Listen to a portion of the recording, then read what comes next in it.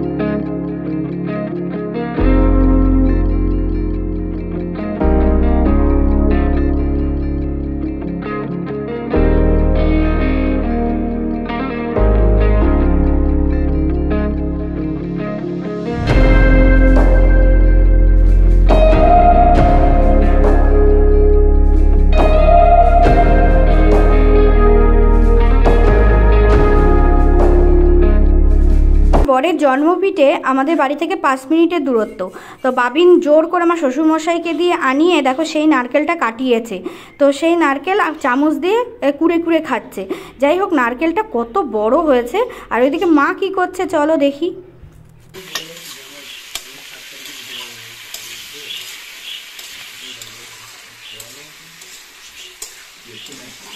মা আজকে বাড়ি চলে যাবে, আর একদিকে মা রান্না করছে, ডাঁটার তরকারি, আমের ঝোল বসিয়েছে, আর মাংসটা করবে। আর এদিকে বাসনগুলো এখানে ভিজানোই আছে, আর শাশুড়ি মা দোকানটা পাহারা দিচ্ছে। আমি ভাবলাম তাহলে আমি এখন উনুনে ভাতটা বসিয়ে দিই, সেজন্য উনুনে ভাতটা বসিয়ে দিচ্ছি।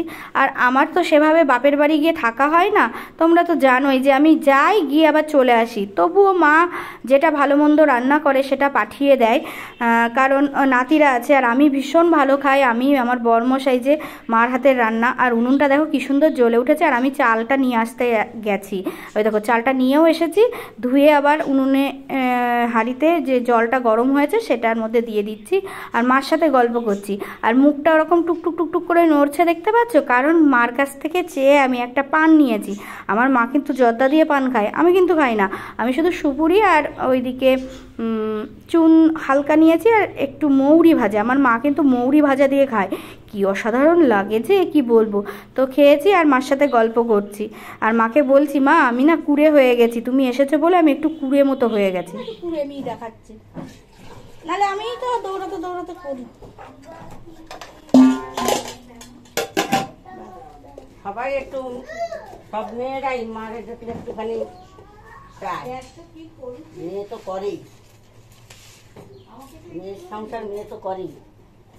সেটা হয়তো ঠিক, মেয়েরা মাকে দেখলে একটু কুঁড়ে মতোই হয়ে যায়, কিন্তু অন্য দিক থেকে আমার মা কিন্তু এই দিকটা থেকে বঞ্চিত। কারণ আমার মায়ের বিয়ের আগে আমার দিদা মারা যায়, আর দিদা মারা গেছে বলে মা সেই সুখটার থেকে বঞ্চিত, আর আমরাও সেই সুখটার থেকে বঞ্চিত। ইভেন আমার বাবাও সেই সুখটা থেকে বঞ্চিত যে শাশুড়ির আদর যত্ন, আর আমরা তো দিদার আদর যত্ন পাইনি, আমি আর আমার ভাই। কিন্তু হ্যাঁ, অন্য দিক থেকে আমি বিয়ে হয়ে আসার পর 2 বছর আমার দিদা শাশুড়ি এত আদর পেয়েছি, তো আমার ভীষণ মিস করি আমার দিদা শাশুড়িকে।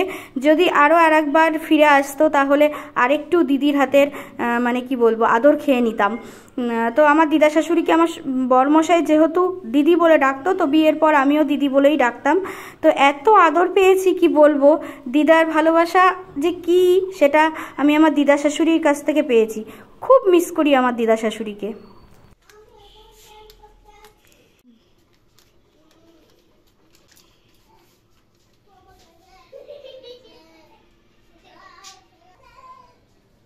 চর্বিগুলো আলাদা করলে না,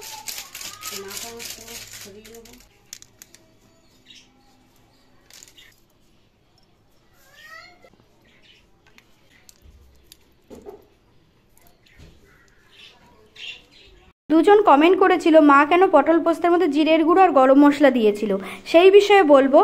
তার আগে এখানে জিরের গুঁড়ো, ধনের গুঁড়ো, কাশ্মীরি রেড চিলি পাউডার, হলুদ, সামান্য লবণ আর কাঁচা সর্ষের তেল আর টক দই দিয়ে মা মাংসটাকে ম্যারিনেট করে রাখলো।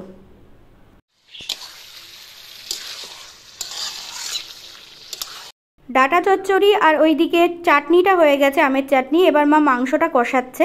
তো এবার তোমাদেরকে বলি, আগের দিন ভিডিওতে আমি মায়ের হাতের পটল পোস্ত শেয়ার করেছিলাম, সেখানে দুজন কমেন্ট করেছিল, বলেছিল যে জিরের গুঁড়ো আবার কেউ দেয় নাকি পটল পোস্তের মধ্যে, গরম মশলাও দেয়। আবার একজন বলেছিল যে পোস্তর গন্ধটাই তো আর থাকবে না। তো তোমাদেরকে একটা কথা বলি, আমি গত 1 বছর আগে আমি একটা বিয়ে বাড়িতে গেছিলাম, সেটা হচ্ছে আমার বাপের বাড়ির পাশেই এক ভাইপোর বিয়ে, সেখানে আমাদের নিমন্ত্রণ করেছিল। তো সেখানে রান্নাটা হয়েছিল আমার বাপের বাড়ির উঠোনে। তো সেখানে আমার মা দেখতে পায় যে চাটনির মধ্যে দিচ্ছে ঘি। তো যথারীতি আমি যে গিয়েছি, সেই মা বলছে মোনা চাটনির মধ্যে ঘি দিয়েছে, এই চাটনি খাওয়া যাবে?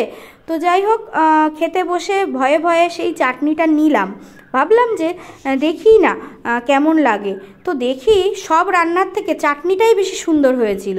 তো এরকমই আবার শুক্তোর মধ্যে দুধ দেওয়া হয়, সেটা কি তোমরা কেউ জানো? জানো না, অনেকেই জানো হয়তো, তবে আমরাও দিই কিন্তু। তো এরকমই একদিন করেই দেখো না কেমন লাগে, তারপর তো তখন বলো। তো যাই হোক, যদি মন না চাই করো না, তবে খারাপ লাগে না কিন্তু।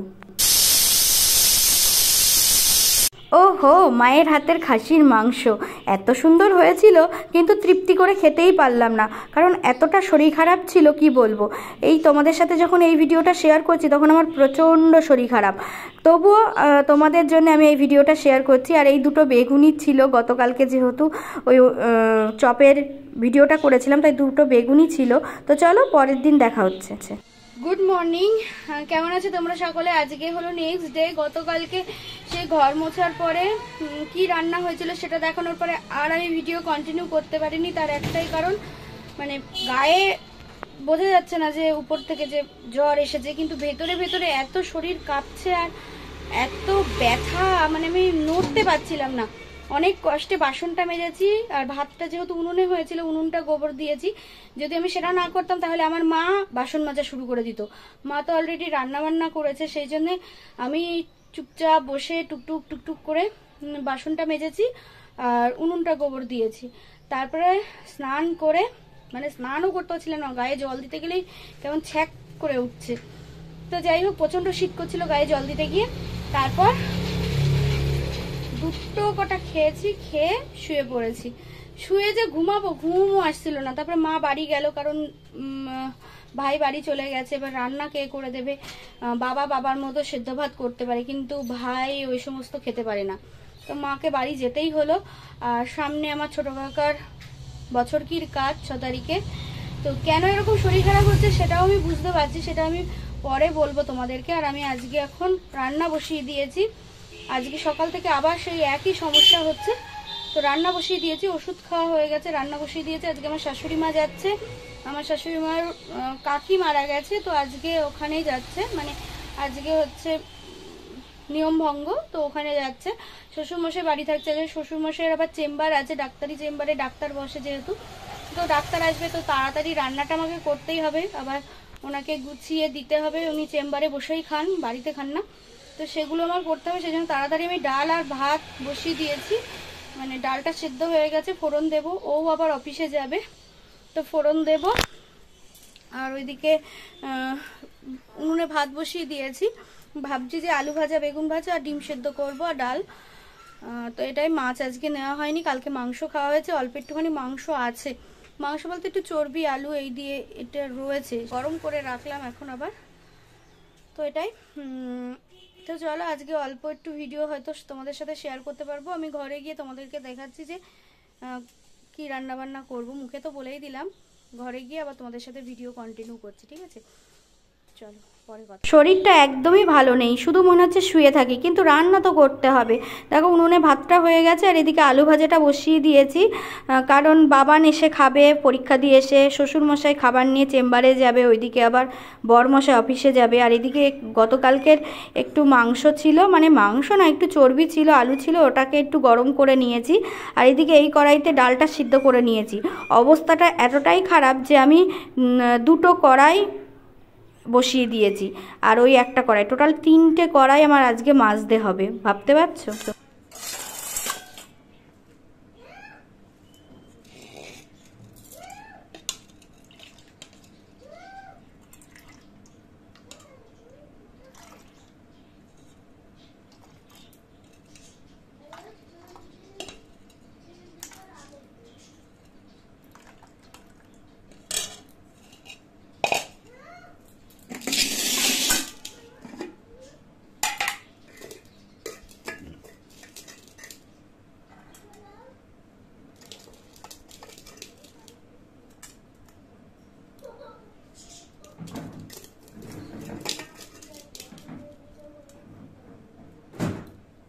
রান্নাটা কমপ্লিট, এখন শ্বশুরমশাইয়ের ভাতটা রেডি করে দিচ্ছি।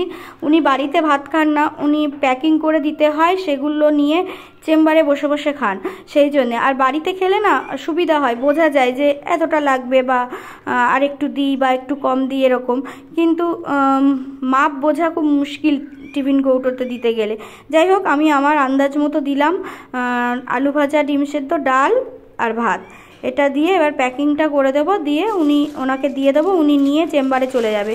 আর তারপর আমি স্নান করে বাবান বাবিনকে খাইয়ে তারপরে নিজে একটু গালে দিলাম কি দিলাম না, আমার একটু শোয়ার দরকার, তো কারণ খিদেটাও ঠিকঠাক হচ্ছে না, আমার যে কি প্রবলেম হচ্ছে সেটা আমি বুঝতে পারছি, পরে তোমাদেরকে বলবো।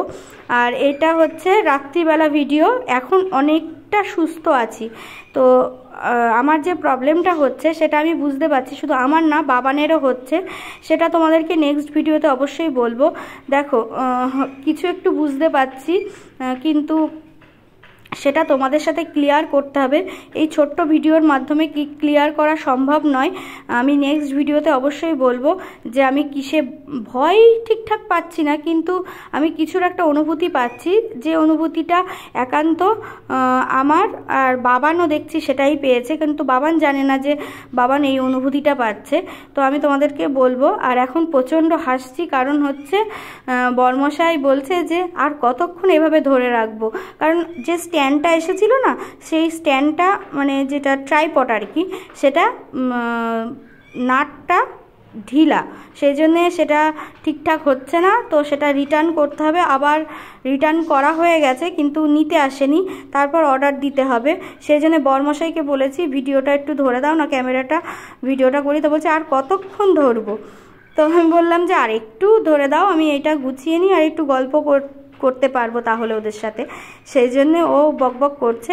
আর এই যে সোয়েটারগুলো, এগুলো সব কাচাকুচি ছিল, কয়েকদিন ধরে আমি কিন্তু গুছাতে পারছিলাম না, তো এখন এইগুলো তুলে রাখতে হবে আর কি, বাক্সের মধ্যে তুলে রাখবো, সেই জন্য ভাঁজ করে রাখছি। আর আগামীকালের ভিডিওতে অবশ্যই বলবো যে আমি কিসে ভয় পাচ্ছি না, কেন আমার যে শরীর খারাপ সেটা আমি বুঝতে পারছি, তো আগামীকালকের ভিডিওটাই অবশ্যই বলবো। আজকের ভিডিওটা এখানে শেষ করছি, এবার আমরা খেয়ে দিয়ে তারপর ঘুমাতে হবে। আর ছেলেদের খাওয়া কিন্তু কমপ্লিট, আমাদের দুজনের খাওয়া এখনও হয়নি। ঠিক আছে, তো চলো সকলে ভালো থেকো, সুস্থ থেকো, আর আজকের মতো টাটা।